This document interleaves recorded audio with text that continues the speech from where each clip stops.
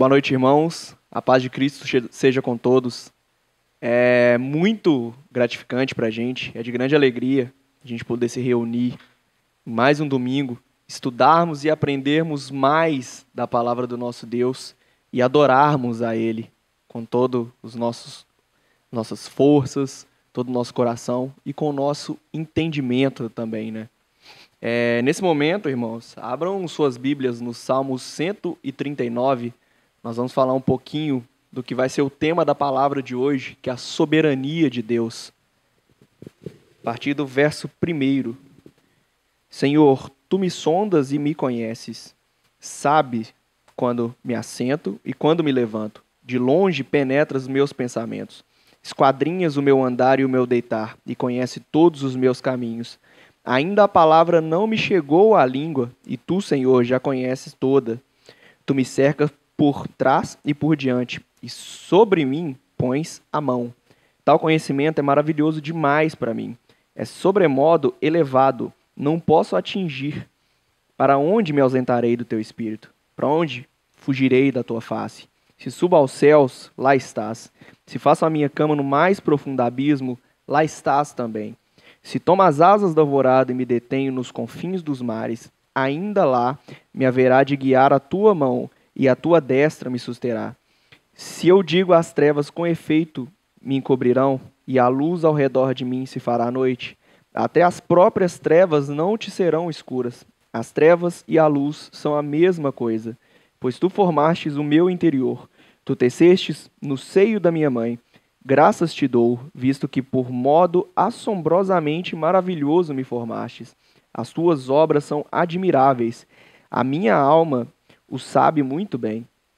Os meus ossos não te foram encobertos quando no oculto fui formado e entretecido como nas profundezas da terra.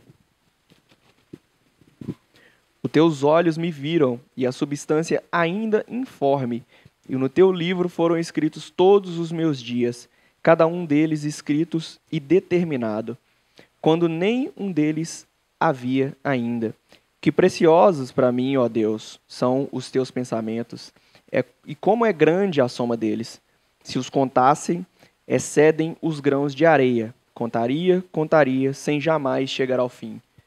Irmãos, é muito forte a gente ouvir isso, mas é a verdade hoje.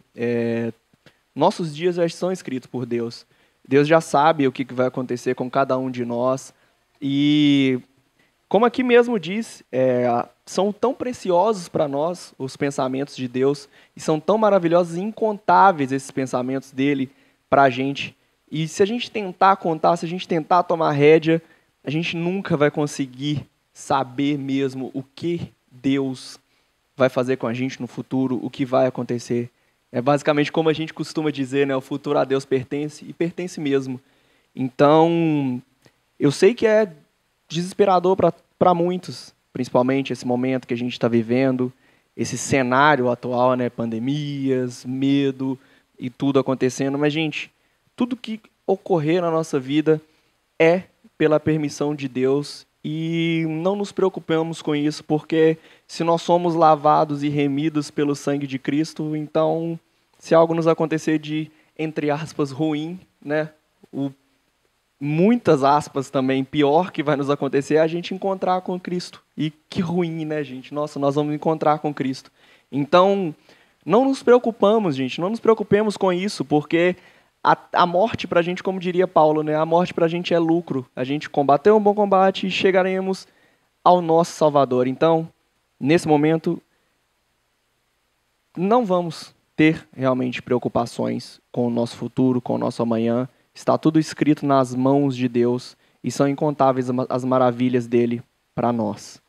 Então, gente, com essas palavras e nesse momento, principalmente, eu peço a todos que curvem as suas cabeças, vamos orar ao nosso Deus. Senhor, eu te agradeço, Deus, porque mesmo, Senhor, eu estando nesse momento com ansiedade do nosso futuro, querendo saber do amanhã, querendo que esse cenário de pandemia, que essa quarentena acabe logo, Deus, mas mesmo assim eu sei que nossos dias, que os meus dias estão escritos pelo Senhor, Deus, e que o melhor do Senhor, Deus, está à nossa frente. E eu digo o melhor do Senhor, Deus, porque muitas vezes a gente se agarra no material, a gente se agarra no que está presente nessa terra, mas o melhor do Senhor para nós é a nossa completa redenção, a nossa completa salvação, Deus. Então, Pai, nos dê essa certeza, Senhor, da nossa salvação. Nos dê, Deus, tranquilidade nesse momento de caos, Pai. Que a gente enxergue somente a esperança do Senhor nesse momento, Deus. Porque, Senhor, como a Tua própria palavra diz, Deus, não adianta eu tentar me esconder debaixo da minha cama, não adianta eu tentar esconder em qualquer lugar, porque os Seus olhos estão sobre todo o mundo e tudo o que ocorre nessa terra, Deus, é somente permissão do Senhor, Deus. Então, Pai, eu te peço que, nesse momento, Deus, que seja da Tua vontade, Senhor, que a gente ofereça o melhor para o Senhor, que a gente ofereça um culto racional ao Senhor, Deus, e que a gente realmente venha se derramar na Sua presença, Deus, e reconhecer o quão pequenos nós somos, Deus, e quão dependentes de Ti nós somos, Deus. Pai, muito obrigado, Senhor, pela oportunidade de podermos prestar culto ao Senhor, Deus, de poder conhecer pouco mais do Senhor, Deus, até que o Senhor volte, em nome de Jesus. Amém. Então, gente, nesse momento, vamos ter essa certeza e com alegria vamos louvar a Deus com os cânticos selecionados para essa noite. Amém? Graça e paz, irmãos, boa noite. Estamos aqui nos preparando para louvar ao Senhor através de cânticos. Mas antes disso, eu convido os irmãos, nessa noite, a abrir no Salmo 39. Nós estaremos lendo apenas 3 versos, que são os 3 primeiros, que diz o seguinte: Eu disse comigo mesmo, guardarei os meus caminhos para não pecar com a língua, porei mordaça a minha boca enquanto os ímpios estiverem na minha presença. Emudeci em silêncio, calei a respeito do bem, e a minha dor se agravou. O coração me ardia no peito enquanto eu meditava. Um fogo se acendeu dentro de mim, então eu disse em voz alta: O Senhor dá-me a conhecer o meu fim, e qual é a soma dos meus dias, para que eu reconheça a minha fragilidade. Então, esse louvor que nós cantaremos, ele vai dizer sobre o juízo de Deus, sobre aquilo que precisamos mudar, aquilo que precisamos ser transformados. Quando nós cantamos, deixa queimar, quando nós cantamos para que esse amor ele venha queimar em nosso peito, né, que o juízo de Deus possa estar vindo sobre as nossas vidas, que nós possamos reconhecer aquilo que nós precisamos mudar e aquilo que precisamos fazer. E o salmista ele diz isso aqui, né, quando ele deixou de fazer determinadas coisas, o juízo de Deus chegou até o seu coração. E no verso 3 ele diz: O coração me ardia no peito enquanto eu meditava. Um fogo se acendeu dentro de mim. Então eu disse em voz alta. Então esse é o fogo de Deus. É aquilo que o Espírito Santo ele faz em nossos corações. Ele nos convence daquilo que é errado. Ele nos convence das coisas que nós precisamos mudar. Que essa canção ela possa tocar ao seu coração, que ao cantar você possa sentir a presença do Espírito Santo de Deus e que todos nós venhamos reconhecer o quão pecador nós somos e o quanto precisamos de buscar mais e mais a Deus.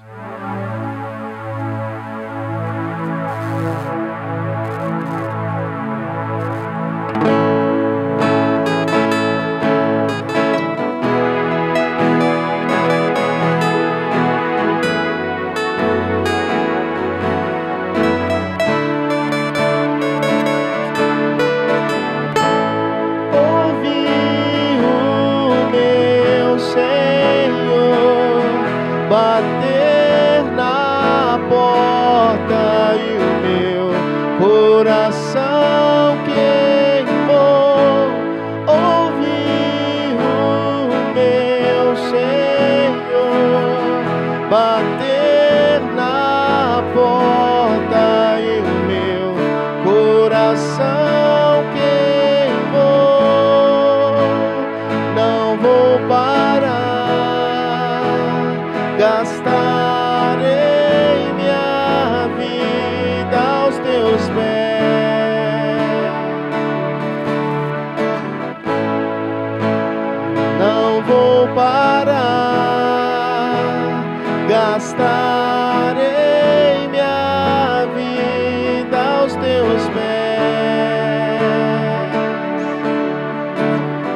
larará, larararará, larará, larararará, larará,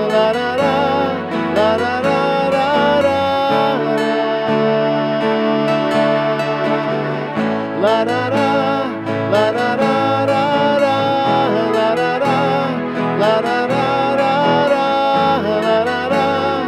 larararará, larará, eu tenho fogo cerrado em meu peito que não me dá descanso. Eu não tenho descanso. Eu tenho fogo cerrado em meu peito e não me dá descanso. Eu não tenho descanso. Deixa queimar, deixa queimar, deixa queimar, deixa queimar, deixa queimar, deixa queimar.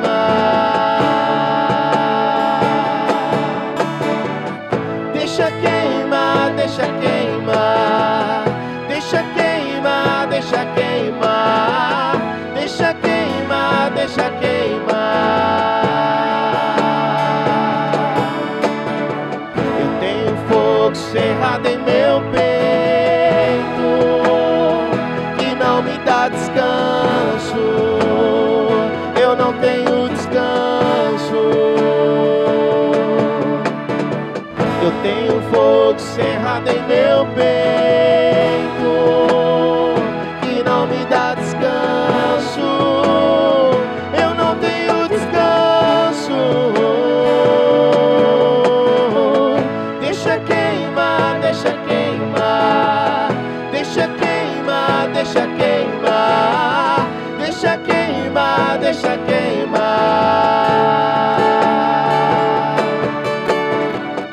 Deixa queimar, deixa queimar, deixa queimar, deixa queimar, deixa queimar, deixa queimar. Larará, larararará, larará, larará, larará,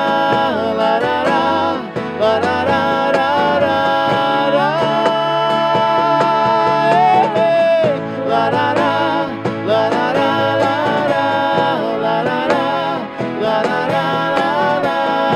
larará, larará, larará,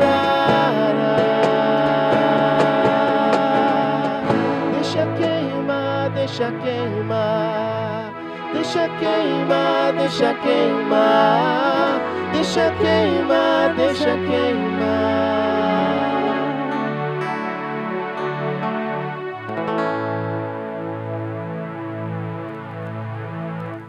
Dando continuidade às nossas canções, nós sempre procuramos cantar canções cristocêntricas, canções que exaltam o nome de Deus e o nome de Cristo.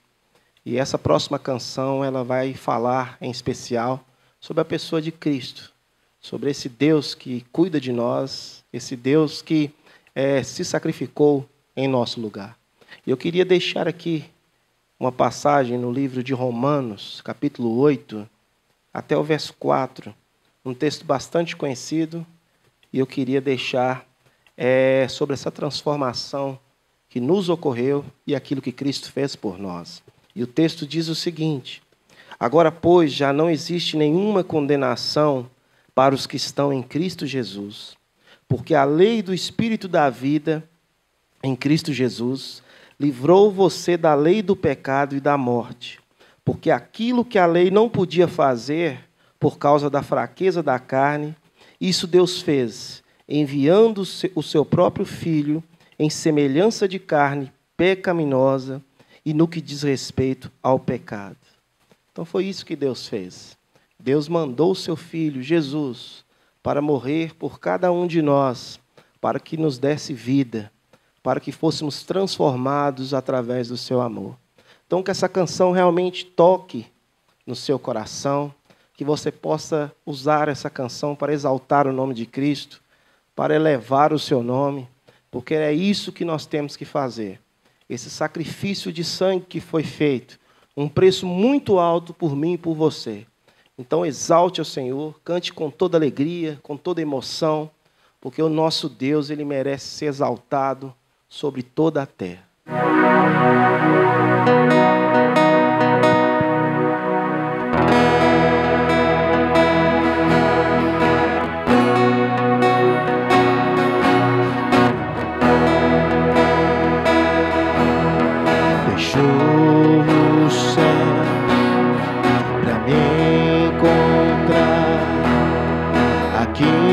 Não é o seu lugar, um amor assim o mundo não conheceu.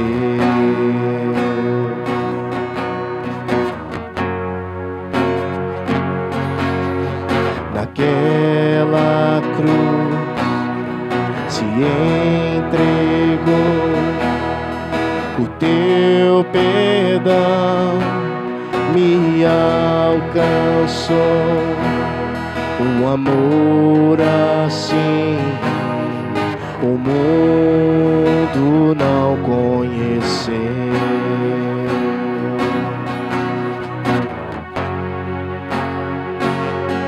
No altar de adoração, seja sempre exaltado, Jesus, Filho de Deus,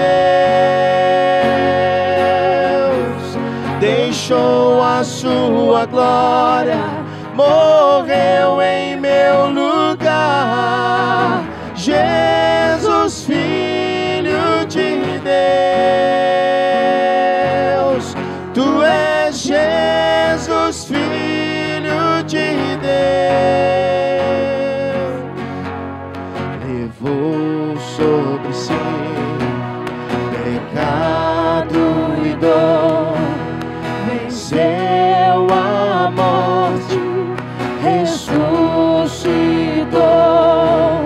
um amor assim o mundo não conheceu.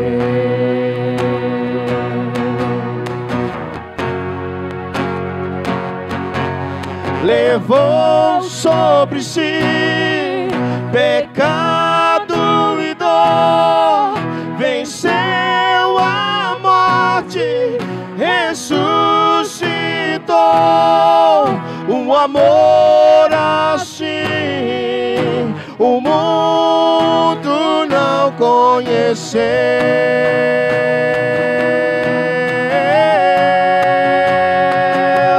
No altar de adoração, seja sempre exaltado, Jesus, Filho de Deus, deixou a sua glória, morreu em meu lugar, Jesus, Filho de Deus. O altar de adoração, no altar de adoração, seja sempre exaltado, Jesus, Filho de Deus, deixou a sua glória, morreu em meu lugar, Jesus, Filho de Deus, tu és Jesus, Filho de Deus, seja exaltado, engrandecido, teu nome é santo, poderoso é, e não há nada que apague o seu amor. A cruz me libertou, Jesus me libertou, Jesus me libertou, Jesus me libertou. Seja exaltado, engrandecido, teu nome é santo, poderoso é, e não há nada que apague o seu amor. Jesus me libertou, Jesus me libertou, Jesus me libertou, Jesus me libertou. Oh, oh, oh.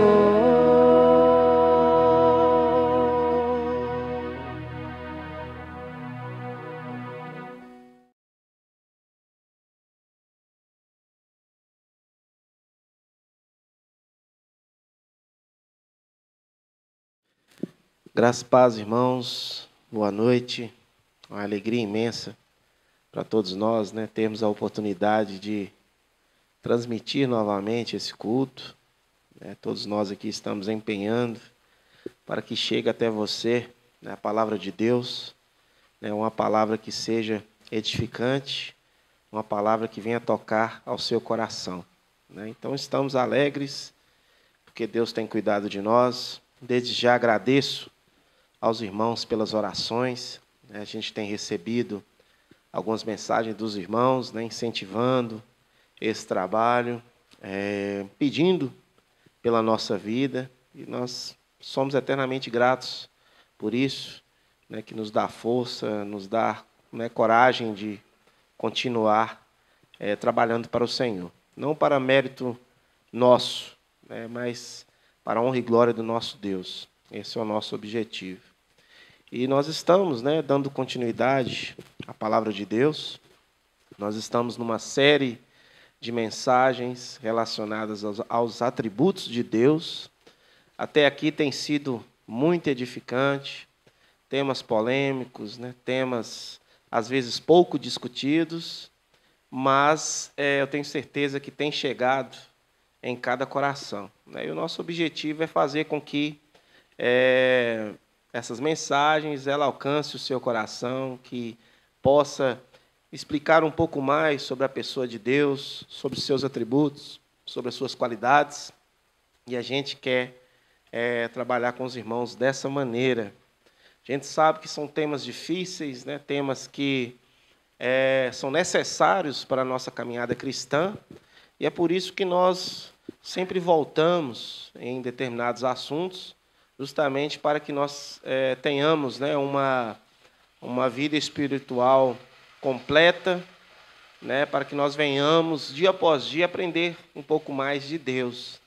E hoje chegou, né, num tema bastante conturbado para alguns irmãos, um tema difícil, um tema que a gente vai tentar aqui, em poucos minutos, falar sobre a soberania de Deus. E tenho certeza que vamos aprender muito nessa noite. Eu tenho certeza que não é simplesmente só mostrar o governo de Deus, mostrar a sua supremacia. Nós sabemos que a soberania de Deus, né, é o ato de Deus sobre a supremacia. Então não é só isso. Nós teremos muita coisa para dizer nesses poucos minutos que nós estaremos aqui, tá?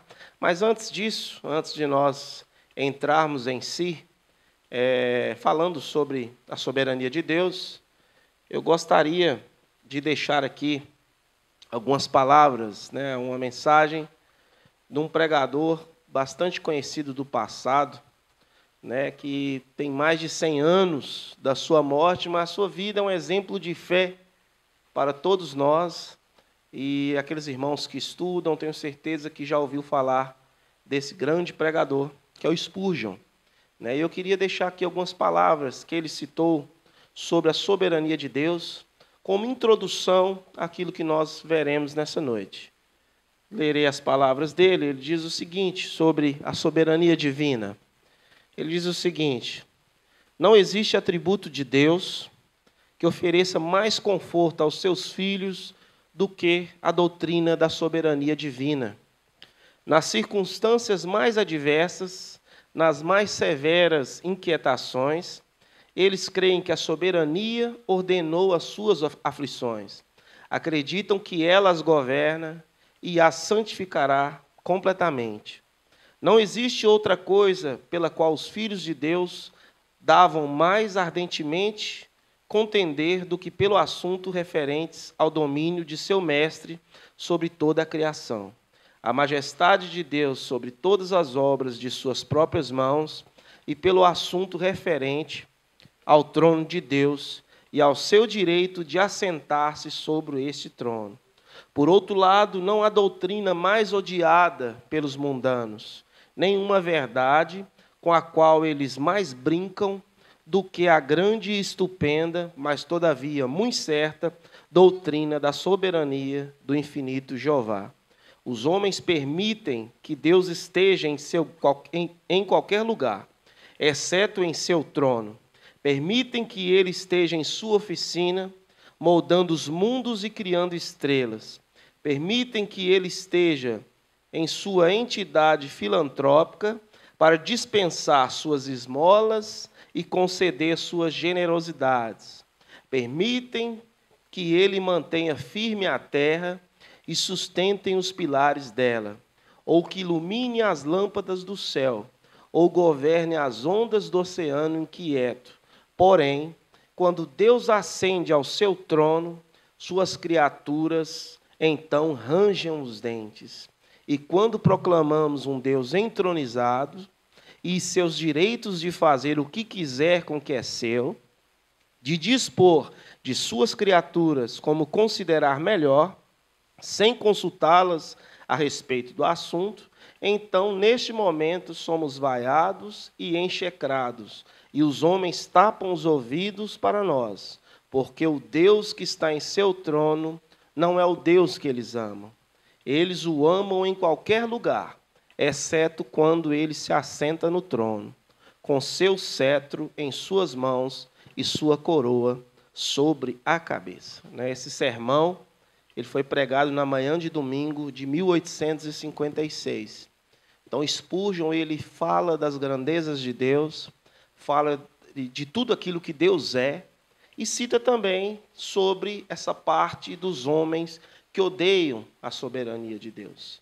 Eles querem Deus em todos os lugares, como o texto nos diz, criando mundos, criando estrelas, criando todas as coisas. Mas quando Deus está no seu trono, regendo as nações, regendo os homens, aí eles já não aceitam.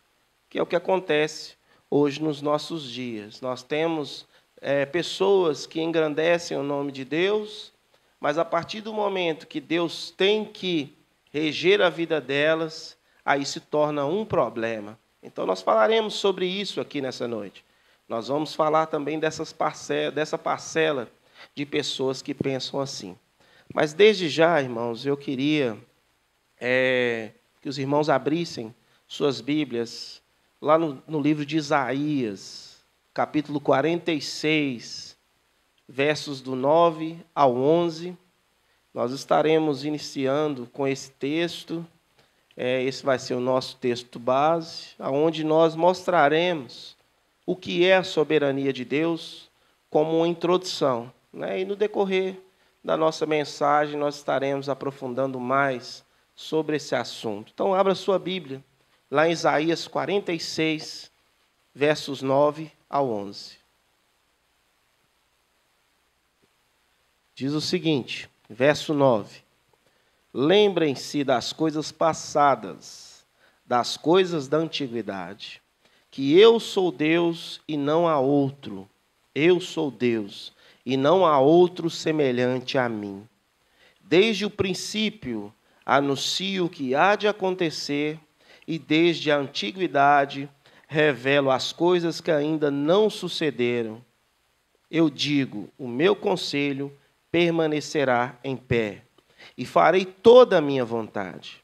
Chamo uma ave de rapina desde o Oriente, de uma terra longínqua, vem o homem do meu conselho. Eu disse, e também o cumprirei. Fiz este plano, também o executarei. Então, nós encontramos aí, irmãos, nesse texto, uma declaração clara do que é a soberania de Deus. Ele é o único Deus e não existe outro semelhante a Ele. É o que o texto está dizendo. ele determina todos os fatos desde a antiguidade, ou seja, antes de tudo existir, ele já determinou e isso fará segundo a sua vontade. Então, essa é um pouco, né, da soberania de Deus, esse controle absoluto de Deus sobre todas as coisas, né, essa vontade que não pode ser questionada por ninguém, não pode ser refutada por ninguém. Então, essa é uma parcela, né, da soberania de Deus, ao qual nós falaremos nessa noite, né? A fim de ser mais objetivo e mais prático, né, eu estarei nessa abordagem delimitando os assuntos justamente para que não estenda. O nosso tema é longo, nós temos uma pesquisa muito grande sobre a soberania de Deus, mas nós estaremos fazendo aqui uma divisão e tentaremos passar por cada tema, né, de uma maneira simples e clara, né, mas nada que se estenda muito. Então, esse é o nosso objetivo, né? Nós vamos falar primeiramente sobre a definição, o que é a definição da soberania de Deus. Depois nós falaremos sobre a relação da soberania de Deus com a criação. Esse é um dos nossos temas que nós trataremos nessa noite. E, por último, nós separamos, né, um tema bastante polêmico, que é a soberania de Deus em relação à responsabilidade do homem. É aquilo que no sermão passado eu disse que daria uma ênfase maior, né? Então eu vou tentar explicar aqui de uma maneira mais clara sobre essa responsabilidade do homem e a soberania de Deus, né? Então é um tema também bastante discutido, não é um assunto de agora, é um assunto que foi gerado há séculos, né? Lutero já discutia sobre isso, João Calvino já discutia sobre isso, né? Inclusive, João Calvino foi, né, um dos escritores que mais mencionou sobre a soberania de Deus. Então, isso nós estamos falando de muito tempo, né? E são as mesmas discussões que são tratadas hoje nas nossas igrejas, né? Por coincidência, né, tudo aquilo que é tratado no passado acaba voltando de vez em quando, né? Por isso que é importante, às vezes, nós estudarmos esses grandes pregadores do passado, né? Estudarmos esses irmãos. Por quê? Porque nós aprendemos com eles debates que já foram feitos, né? Situações que já foram tratadas, né? Claro que nós fazemos revisões na palavra de Deus, mas por que não acompanhar opiniões desses irmãos que, desde antes, né, de séculos atrás, têm discutido e debatido sobre temas aos quais nós estamos estudando, né? Então, entrando aí em si, sobre a soberania de Deus, nós temos a definição, que é o primeiro ponto que nós separamos, né, que diz o seguinte: em linhas gerais, podemos dizer que a soberania de Deus é a sua autoridade sobre tudo e todos, né? Esta é a vontade de Deus, que é a razão e a causa de tudo existir e acontecer. Então, a soberania de Deus é isso, controle absoluto sobre tudo e a todos, né? Tudo foi decretado por Deus, tudo foi designado por Deus, e essa soberania estende a todas as criaturas, a todos os homens, né? E nessa soberania sustenta o seu poder, né, sobre a criação e sobre tudo, né? Então, entender de soberania de Deus é imaginar um grande rei sentado em seu trono, e desse trono ele rege todas as coisas, né? Isso é ser soberano, isso é ser controlador, mantenedor e governador de todas as coisas, né? Então, por isso que é importante nós estudarmos esse atributo de Deus, porque nós damos a Deus, né, o devido valor naquilo que Ele é, né? Claro que nós sabemos que Deus não precisa, né, de nossa aprovação, não precisa de nós em nenhum sentido, mas para nós, né, é uma grande alegria, uma grande satisfação conhecer esse Deus, né, e agradecer por Ele ter se revelado a nós, né? Então, a soberania de Deus é um tema que cada cristão ele tem que ter a segurança que o mundo não está preso ao acaso, que o mundo não está solto, né? Mas é um mundo que é cuidado e regido pelo nosso Deus, né? E é isso que nós trataremos aqui, né? Em sua soberania, ele é totalmente independente de quem quer que seja e nem está sujeito à vontade de ninguém, né? Peço aos irmãos para ler, né? Nós estaremos passando rápido por esses versículos, mas deixaremos aqui as referências bíblicas para os irmãos lerem, né? Por exemplo, Atos 17, 25, diz o seguinte: nem é servido por mãos humanas, como se de alguma coisa precisasse, pois Ele mesmo é quem a todos dá a vida, respiração e tudo mais. Então, esse é o poder do nosso Deus. Ele nos dá tudo, né? Ele não pode ser servido por mãos humanas, porque Ele está superior a tudo isso, né? Então, Atos nos diz isso, 17, 25. Ele é totalmente autônomo, pois não deve explicações a ninguém. Romanos 9, 20. O texto diz o seguinte: quem és tu, ó homem, para discutires com Deus? Porventura pode o objeto perguntar a quem o fez? Por que me fizeste assim? Né? Quem somos nós para discutir com Deus? Quem somos nós? Né? E isso é importante de nós falarmos nessa noite, nesses dias. Por quê? Porque muitas pessoas esquecem desse Deus controlador de todas as coisas. Pessoas que determinam, né, que Deus tem que fazer determinadas coisas.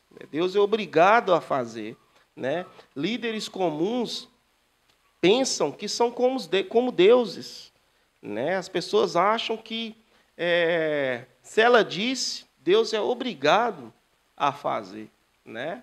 É obrigado a fazer. Então, isso é muito preocupante. Na verdade, um líder religioso, ele não acha que é um Deus. Na verdade, ele é pior do que isso.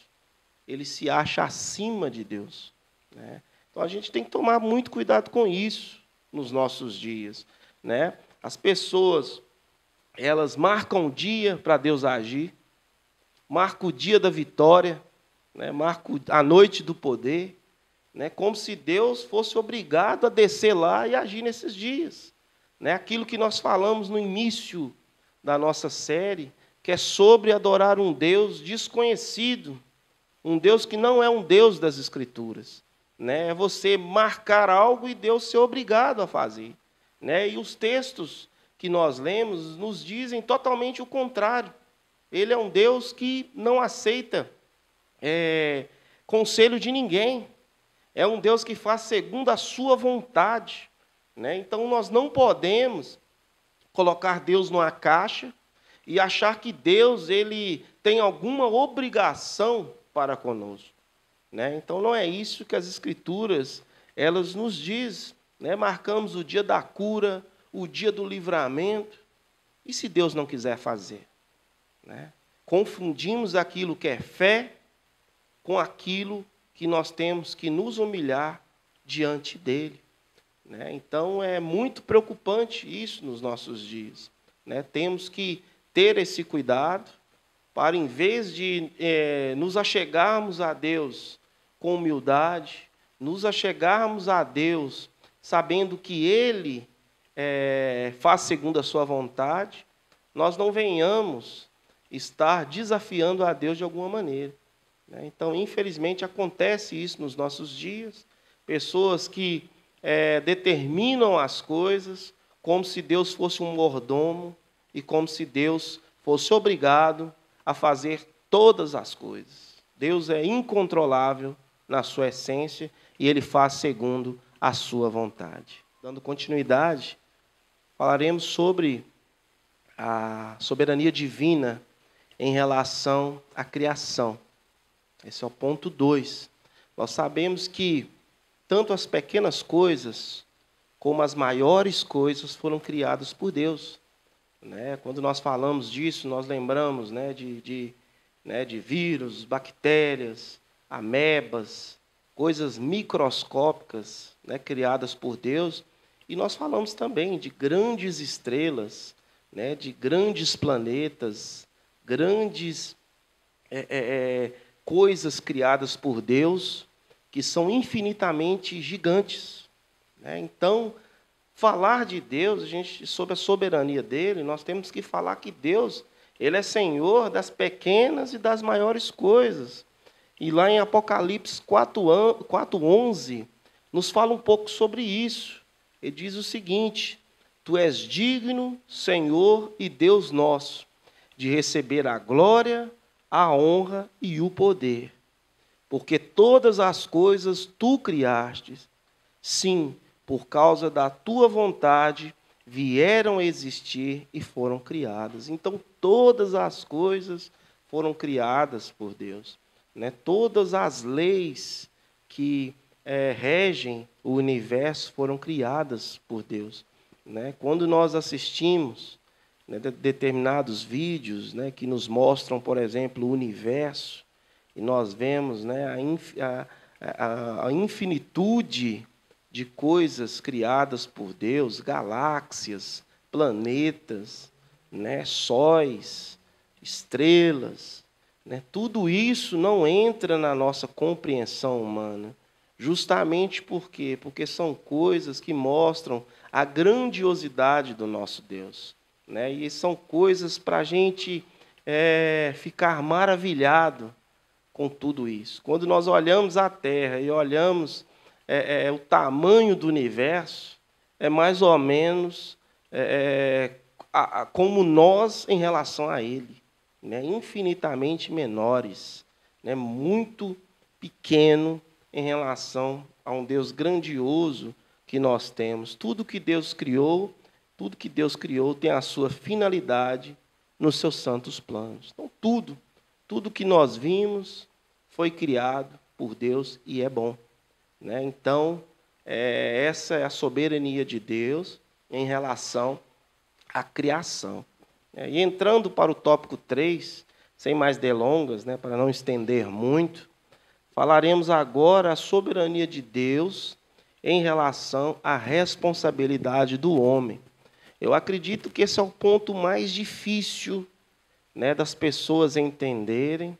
E é importante nós falarmos sobre isso sem paixão, né? Por que eu estou dizendo isso? Porque, às vezes, nós aprendemos algo na nossa vida e nós não conhecemos totalmente sobre determinado assunto, mas, às vezes, a gente fecha a nossa mente e não abre para que nós venhamos a aprender de uma outra maneira. Então, esse tema em si, eu peço aos irmãos que abram mesmo a mente, né, para entender que nem sempre as coisas são do jeito que nós aprendemos, né? Nós falamos sobre os irmãos de Bereia, que eles conferiam nas Escrituras para ver se era aquilo mesmo. Da mesma forma é o que nós estamos tentando fazer, né? Então, nós sempre orientamos aos irmãos a estudar mesmo, a pesquisar, a olhar se aquilo realmente é dessa maneira e falar sobre a soberania de Deus relacionada à responsabilidade do homem é algo que realmente você tem que abrir a sua mente, né? Tem pessoas que colocam algo no coração relacionados à Bíblia, né, que levam compaixão, né? Parece que a pessoa leva determinadas doutrinas, determinadas situações, como mesmo um time de futebol, em que tem que vencer o outro numa discussão, tem que colocar a sua linha de pensamento. Por que não recorrermos à Bíblia? Por que não estudá-la e chegar num consenso, né? Então, falar sobre isso em si exige de nós, né, uma concepção diferente, às vezes, em relação a tudo que nós aprendemos, né? Novamente, aqui fala sobre o pregador Spurgeon. Algumas pessoas perguntaram a esse pastor sobre isso, sobre qual a relação entre a soberania de Deus e a responsabilidade do homem, que é uma dúvida de muita gente, né? E ele respondeu, né? A pergunta é a seguinte: como ele conciliava a soberania de Deus com a responsabilidade humana? E ele respondeu da seguinte maneira: simplesmente não o faço, não reconcilia amigas.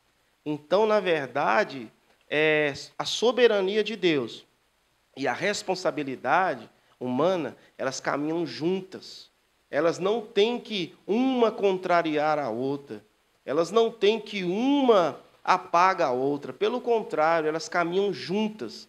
Tanto a soberania de Deus e a responsabilidade humana. E nós veremos situações aqui em que o próprio texto, a palavra de Deus, vai citar as duas coisas, né? Então não é ou a outra coisa, não. São as duas coisas que caminham juntas, né? A Bíblia jamais apresenta essas verdades de forma contrária. Pelo contrário, sempre uma apoiando sobre a outra, né? E a Bíblia simplesmente revela que Deus ele é soberano sobre o homem, mas o homem é responsável por suas mazelas. O homem é responsável pelo seu pecado, né? Porque às vezes as pessoas podem perguntar o seguinte: se Deus é soberano, se Deus criou todas as coisas e governa todas as coisas, por que que eu tenho que ser responsável pelo meu pecado? Né? Então essa é uma dúvida de muitos, é uma dúvida que tem crescido muito nos nossos dias.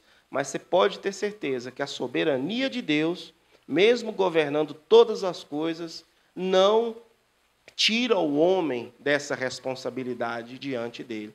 Mas nós falaremos aqui para mostrar isso para os irmãos. Antes disso, convido os irmãos a abrirem Oséias. Oséias 13, verso 9, vai dizer sobre isso que nós estamos falando aqui, que é o seguinte, ler-se da seguinte maneira: a sua ruína, ó Israel, vem de você, e só de mim o seu socorro.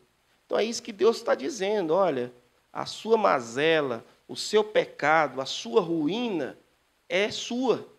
Você é responsável por isso. Agora, o socorro está comigo, né? O socorro vem de Deus.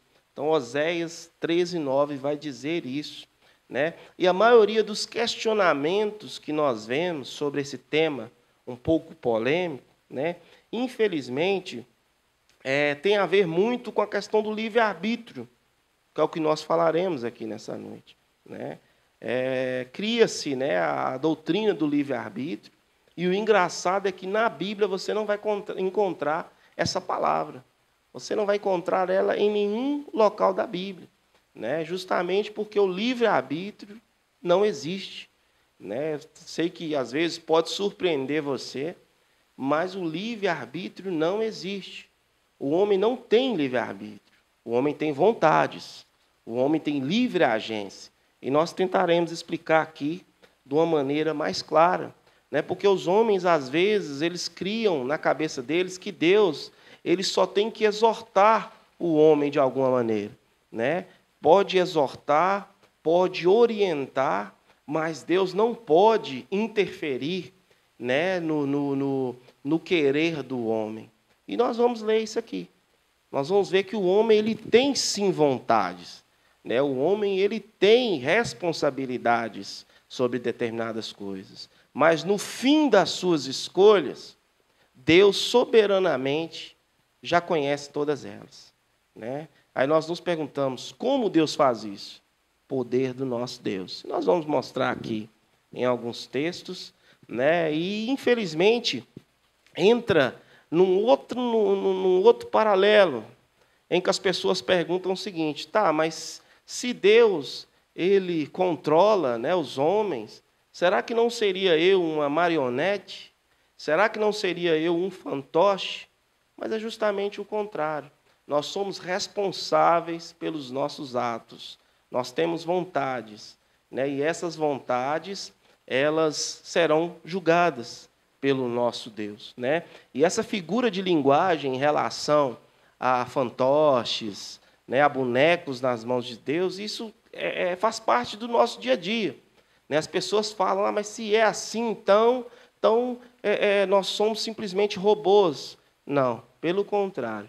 Nós veremos aqui situações em que o homem é totalmente responsável por suas ações, né? Mas vamos por partes, né? Vamos devagar para que fique claro na mente dos irmãos, né?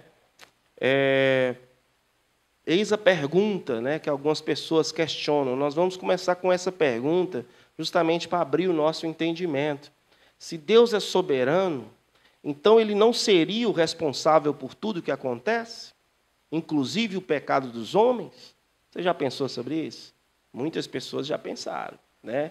Por que os agentes do mal determinados por Deus são culpados? Por que o homem que faz o mal, o homem que tem as suas ações, as suas vontades voltadas para o mal, por que Deus o julga culpado, né? E agora nós veremos esses textos aonde nos mostra a soberania de Deus, né? Ao mesmo tempo conciliando com a responsabilidade humana, né? Então abra sua Bíblia lá em Lucas, capítulo 22, versos 21 e 22. Né? Esse é o primeiro texto que nós vamos falar das duas concepções juntas. Né? Não precisam ser contrárias. Deus criou essas leis juntas. Né? Então vamos ler? Diz o seguinte: mas eis que a mão do traidor está comigo à mesa. Né? Então nós sabemos a qual contexto nós estamos lendo. Jesus ele está na ceia do Senhor. Ele está repartindo ali o pão, ele está falando com seus discípulos sobre a ceia, e ele diz: a mão do traidor está comigo à mesa. E ele continua: pois o Filho do Homem vai segundo o que está determinado. Né? Olha o que está dizendo aí. O Filho do Homem vai segundo o que está determinado. No caso, é um eufemismo. Né, o vai, Cristo vai aonde? Cristo vai morrer, ele vai ser assassinado, ele vai ser morto. Né? E o texto nos diz o seguinte, que ele vai segundo o que está determinado. Quem determinou? Deus. Deus determinou que ele seria morto na cruz. Nós sabemos que Deus ele controlou tudo para que Cristo chegasse até aquela cruz. Então é o que o texto está dizendo. Né? Agora nós vamos para o restante. Olha o que diz: mas ai daquele por quem ele está sendo traído. Responsabilidade humana. A primeira parte do texto, Deus atribui a ele determinar a morte de Cristo, mas, por outro lado, o texto está dizendo que ai daquele por quem ele está sendo traído. Responsabilidade humana. Não parece um conflito aí? Não parece uma tensão lógica que nós lemos no texto? Né? Uma parte nos mostra a soberania de Deus para cumprir a morte de Cristo na cruz, e, por outro lado, Cristo está dizendo que quem trair será responsável. Né? Ai daquele por quem está sendo traído. Então, são duas verdades no texto, e uma não anula a outra. Uma completa a outra. Né? Então, Deus não precisa, às vezes as pessoas têm qual que é o problema de tudo isso? Qual que é o problema na soberania de Deus? As pessoas anulam, às vezes, a vontade humana, ou, às vezes, anula a soberania de Deus. Né? Eis o problema. Não precisamos tirar nenhuma nem outra. Na teologia reformada já diz um termo um pouco diferente, que nos diz entre causas primárias, que seria a Deus determinar todas as coisas, são as causas primárias, as coisas que vêm de Deus, e tem a questão secundária, que é a vontade do homem. Mas uma não contradiz a outra. Né? Uma não contradiz a outra. Parece não ter lógica nesse texto, né? Mas tem. Né? Então, voltando à pergunta, por que os agentes do mal, determinados por Deus, são culpados? Porque eles não têm livre-arbítrio, mas têm vontade. É o que nós falamos aqui. Aí você me pergunta, mas não é a mesma coisa? Não é a mesma coisa. Livre-arbítrio é uma coisa e vontade é outra. Né? O homem tem vontade? Tem. O homem tem vontade. O homem, existe algo no coração dele né, que vai inclinar nas suas decisões, né? O homem tem livre-arbítrio? Não, o homem não tem, né? Por que não tem? Só Adão teve o livre-arbítrio, né? Mas perdeu no jardim logo após a queda. Então, isso é importante nós entendermos. Mas aí você me pergunta, mas por quê? Por que não é a mesma coisa?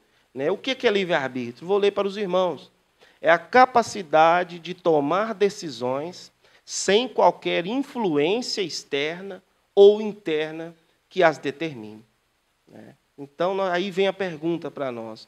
Nós somos capazes de tomar decisões sem qualquer influência externa ou interna que as determine?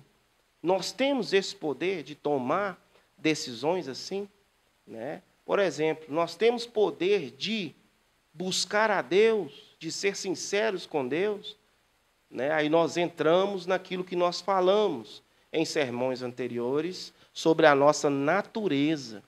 A nossa natureza pecaminosa, ela jamais nos deixará escolher coisas para Deus, né? Os termos teólogos que são falados, né, que fala que há uma inclinação do homem para o mal, e realmente há, né? O homem ele é tendenciado ao mal, o homem é inclinado ao mal, né? O homem às vezes segue as suas paixões, e às vezes nós somos influenciados por tantas coisas.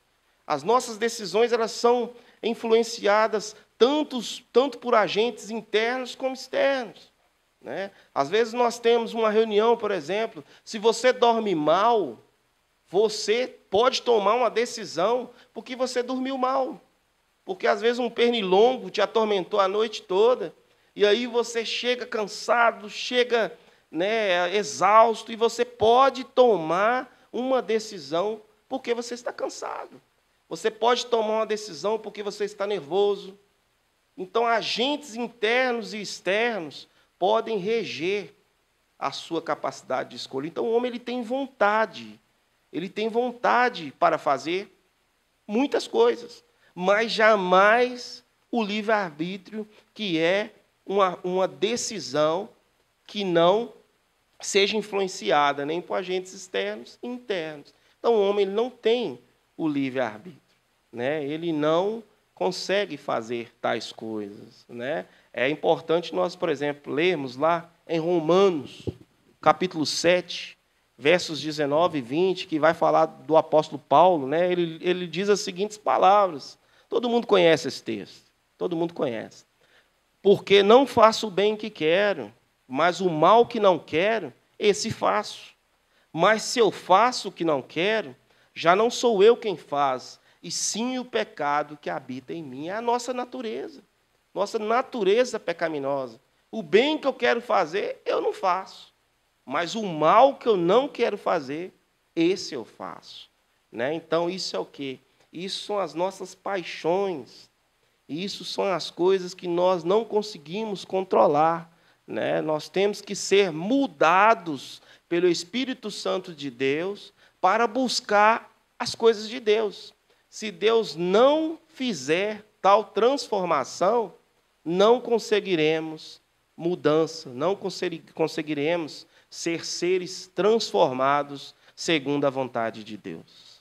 Então, né, a nossa vontade ela é sempre tendenciada ao mal, né? Como eu disse, nós temos pouco tempo, não dá para falarmos de muitas coisas, mas nós temos as nossas paixões.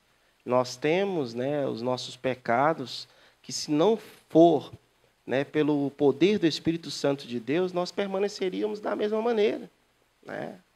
Permaneceríamos da mesma maneira. Aí nós lembramos, né, falando de paixões aí, né, as paixões humanas, né?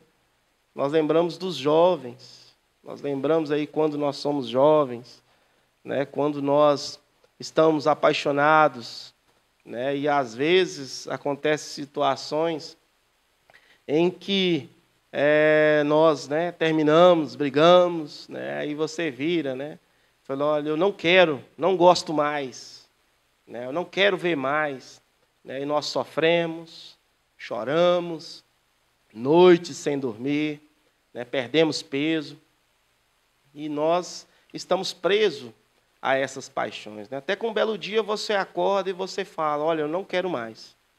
Eu não gosto dela mais. Não vou envolver mais. Não é isso que nós falamos? Né? Decidir. Aí nós nos perguntamos, funciona? Funciona você dizer isso? Né? Não quero ver mais. Né? Funciona? Resolveu o seu problema? Na verdade, nós só estamos mentindo, né, para nós mesmos. Os jovens acabam mentindo para si. Né? Aí a pessoa fala, não quero mais, não olho mais, não envolvo mais. Né? Aí o que acontece? Aí vem o próximo culto. Né? Ó quem entra na igreja. Né? Aí você já bate o olho, o coração já treme. Né? Aí aquela ansiedade toma conta. Né? Aquele cabelão dentro da igreja. E você olha e fala, eu achei que tinha resolvido isso, eu achei que tinha decidido não querer mais. Às vezes, da nossa vida é da mesma maneira. Né? Eu decido não fazer o que é ruim.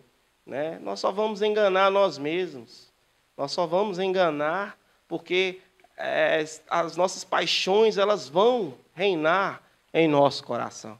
Né? Se Deus não venha transformando, mudando cada coisa, cada situação, a nossa vida será regida por momentos em que a nossa vontade, em que a nossa natureza, ela vai dominar o nosso coração. Né? Então, essas duas vontades, entre a responsabilidade humana e entre a soberania de Deus, elas se encontram nas duas situações nas Escrituras. Né? Já encerrando, irmãos, já fechando aqui, tínhamos mais coisas para tratar, mas devido ao tempo, nós estaremos limitando. Né? Mas eu queria ler mais um texto. Tem várias passagens que vão citar essa duplicidade, né, na palavra de Deus, mas leia em Atos 2, 22 e 23, né, que é um texto que vai dizer um pouco mais sobre aquilo que nós estamos falando. Atos 2, 22 e 23, que diz o seguinte, varões israelitas, atendei a essas palavras. Jesus o Nazareno, varão aprovado por Deus diante de vós com milagres, prodígios e sinais, os quais o próprio Deus realizou por intermédio dele entre vós, como vós mesmos sabeis, sendo este entregue pelo determinado desígnio e presciência de Deus, vós o matastes, crucificando-o por mãos de iníquos. É a mesma coisa. Olha aí no verso 23. Entregue pelo determinado desígnio e presciência de Deus. O que é isso? Isso Deus determinou que Cristo passaria pela cruz. Né? Deus ele decretou que Jesus ele teria que passar pela cruz. Mas, por outro lado, entra a responsabilidade humana. Qual que é a responsabilidade humana? Olha o verso B do versículo. Vós o matastes, crucificando-o por mãos de iníquos. Responsabilidade humana. Né? Deus ele tinha um plano para se fazer, mas a vontade maldosa dos homens matou Cristo. Né? É isso que o texto está dizendo. Olha, Deus ele iria fazer, Deus ele decretou que Cristo iria morrer naquela cruz, mas a maldade dos homens mataram Cristo. Isso é o quê? Soberania de Deus junto com responsabilidade humana. O homem ele tem vontade, né? Aqui, por isso que nós pedimos, né, sempre a Deus para mudar os nossos corações, para que as nossas vontades sejam as vontades de Deus, porque o homem ele pode ter uma vontade contrária de Deus. Ele não tem o livre-arbítrio, mas ele tem vontade, né? E essa vontade é a vontade ao qual Deus ele irá julgar, Deus ele irá cobrar, né? Então, às vezes as pessoas confundem o que é livre-arbítrio com vontade. Mas eu acredito que, dessa forma, de uma maneira mais clara, de uma maneira mais simples, os irmãos possam entender que o homem ele tem vontade. E essa vontade, ela vai ser cobrada por Deus, né? Finalizando o que nós falamos aqui, né? Nós lembramos de José. José foi um exemplo também em que houve a soberania de Deus e a responsabilidade humana. Seus irmãos o venderam, seus irmãos o jogaram no buraco, seus irmãos negociaram, e no final das contas, Deus o manteve, e através de tudo isso que aconteceu, Deus tinha um plano para que José se transformasse no governador do Egito. Né? Então, o quê? Soberania de Deus. Os homens agiram, os homens arquitetaram. Potifar o expulsou, o colocou na cadeia. Né? Houve várias situações, mas tudo que o homem fez não anulou a soberania de Deus. Então, espero que você entenda tais palavras, espero que você fique claro. Aquilo que faltar, talvez no próximo sermão a gente volta a falar sobre o assunto, mas o importante é que a soberania de Deus e a responsabilidade dos homens, uma não anula a outra. Né? Então, fique aí com essas palavras, que Deus possa nos abençoar, e eu espero que os irmãos tenham entendido um pouquinho, né, do que é a soberania de Deus, e que as nossas vidas sejam impactadas, transformadas através dessas verdades. Que Deus nos abençoe e que a cada dia o Teu Espírito Santo nos ilumine e nos transforme para sermos pessoas, cristãos melhores. Que Deus nos abençoe em nome de Cristo Jesus.